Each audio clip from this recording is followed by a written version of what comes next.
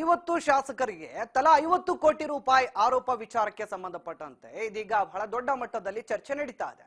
CM ಸಿದ್ದರಾಮಯ್ಯನವರು ಗುರಿ ಇಟ್ಟು ಹೇಳಿದ್ದು ಯಾರಿಗೆ ಹಾಗಾದ್ರೆ ಬಿಜೆಪಿಗೆ ಅಲ್ವಾ ಹಾಗಾದ್ರೆ ಇಂಥದ್ದೊಂದು ಚರ್ಚೆ ನಡೀತಾ ಇದೆ. ಇದಕ್ಕೆ ಸಂಬಂಧಪಟ್ಟಂತೆ ಪೊಲಿಟಿಕಲ್ ಅಪ್ಡೇಟ್ ಬ್ರೇಕಿಂಗ್ ಸಿಗ್ತಾ ಇದೆ.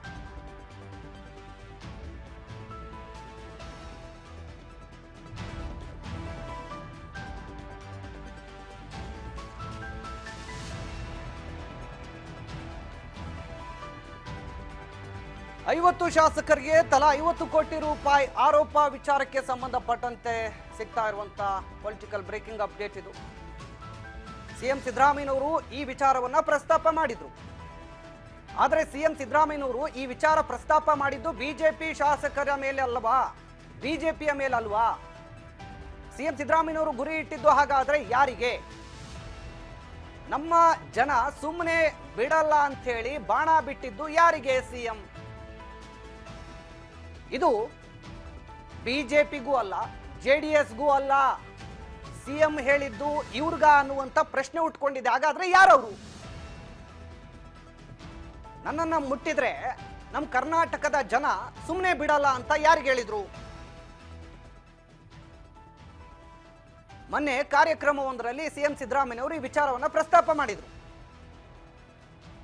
ಕಾಂಗ್ರೆಸ್ನ 50 ಶಾಸಕರಿಗೆ 50 ಕೋಟಿ ರೂಪಾಯಿ, ತಲಾ 50 ಕೋಟಿ ರೂಪಾಯಿ, ಒಬ್ಬೊಬ್ಬರಿಗೆ 50 ಕೋಟಿ, ಮತ್ತೆಲ್ಲರಿಗೂ ಸೇರಿ 50 ಕೋಟಿ ಅಲ್ಲ, 500 ಕೋಟಿ ಆಯ್ತು.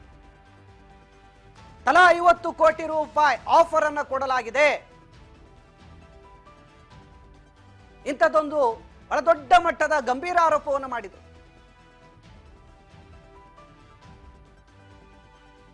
ಸೊ ಹೀಗಾಗಿ ಈ ವಿಚಾರ ಬಹಳ ದೊಡ್ಡ ಮಟ್ಟದಲ್ಲಿ ಚರ್ಚೆಗೆ ಕಾರಣ ಆಗಿತ್ತು. ಸಹಜವಾಗಿ ಬಿಜೆಪಿಯ ಮೇಲೆ ಟಾರ್ಗೆಟ್ ಮಾಡಿ ಹೇಳಿದ್ದಾರೆ ಅನ್ನೋ ರೀತಿ ಕಾಣಿಸ್ತು. ಆದರೆ ಇದು ಬಿಜೆಪಿ ಹಾಗೂ ಜೆಡಿಎಸ್ ಎರಡಕ್ಕೂ ಅಲ್ಲ, ಇದು ನೇರವಾಗಿ ಆರೋಪ ಮಾಡಿರುವಂಥದ್ದು ಯಾರಿಗಾಗಾದ್ರೆ? ನಮ್ಮ ಜನ ಸುಮ್ಮನೆ ಬಿಡಲ್ಲ ಅಂದಿದ್ದಾದ್ರೂ ಯಾರಿಗೆ? ಒಂದೇ ಕಲ್ಲಲ್ಲಿ ಎರಡಕ್ಕಿ ಹೊಡೆದ್ರ ಹಾಗಾದ್ರೆ ಸಿಎಂ ಸಿದ್ದರಾಮಯ್ಯನವರು ನವೆಂಬರ್ 23ಕ್ಕೆ 3 ಕ್ಷೇತ್ರಗಳ ಬೈ ಎಲೆಕ್ಷನ್ ಫಲಿತಾಂಶ ಹೊರಬರಬೇಕಿದೆ. ಈ ನಡುವೆ ಇಂಥದ್ದೊಂದು ಹೇಳಿಕೆ ಬಹಳ ದೊಡ್ಡ ಮಟ್ಟದ ಸದ್ದು ಗದ್ದಲವನ್ನ ಸೃಷ್ಟಿ ಮಾಡಿತ್ತು.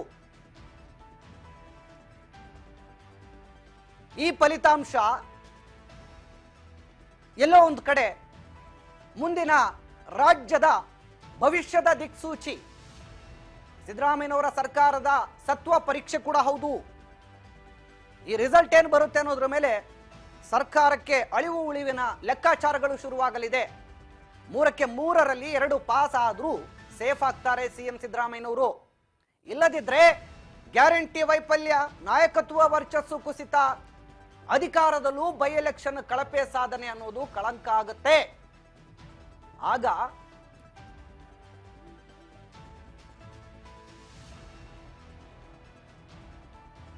ಇದೊಂದು ರೀತಿ ಸವಾಲಾಗಿ ಕೂಡ ಪರಿಣಮಿಸುತ್ತೆ ರಾಜ್ಯ ಕಾಂಗ್ರೆಸ್ ಸರ್ಕಾರಕ್ಕೆ.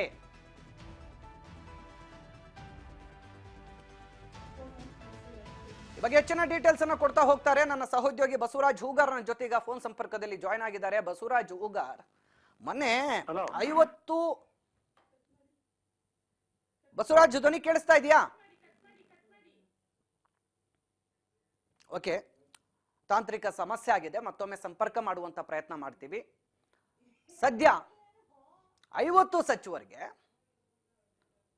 ತಲಾ 50 ಕೋಟಿ ಆಫರ್ ಅನ್ನು ಕೊಟ್ಟಿದ್ರಂತೆ.